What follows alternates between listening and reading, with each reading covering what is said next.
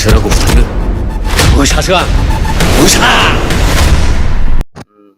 जोङो आलायरन एन्टारटेनमेन्ट प्रेजेन्टेसननिफ्राय बुंहरनाय जादों। गिबियावनो बे आलायरन एन्टारटेनमेन्ट प्रेजेन्टेसना फैबाय थानाय दुर्गा फुजायाव हरथामनि हाबाफारि लानानै बे बोसोरनि साबसिन हामसिन बर' सावथुनखौ जोङो सायख'नानै लाबोनाय जादों।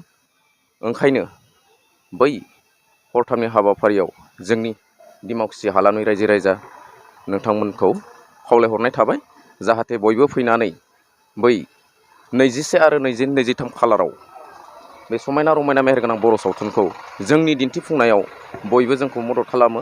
बर' रायजो राजाफोरा बे खौरांनि गेजेरजों फोरमायहरनाय जादों। बे बोसोरनिनो साबसिन हामसिन बर' सावथुनफोरा जोंहा लाबोनाय जाबाय। मुंफोरा जाहैदों जांख्रिथायनि थैसाम आरो मोनसेया जाहैबाय मोसा आरो मोनसेया जाहैबाय रोदा।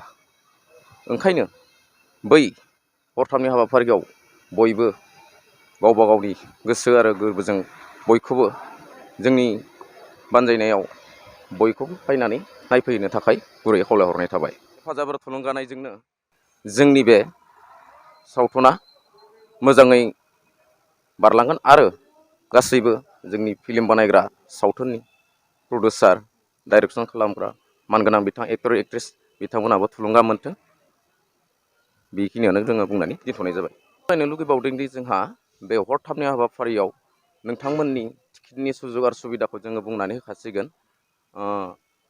सेथि थाखोआव 80 रां अर्थात 80 थाखा आरो नैथि थाखोआव 100 रां अर्थात 100 थाखा।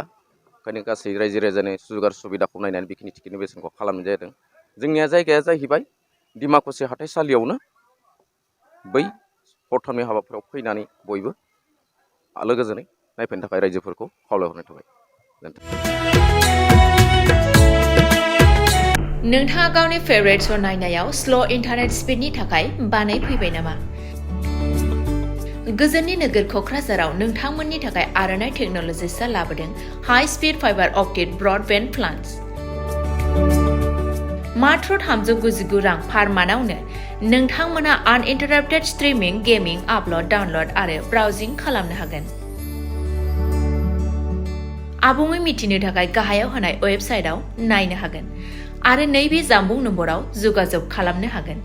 जामबुं नङा जाबाय 8812989283 नङाब्ला 8099554827।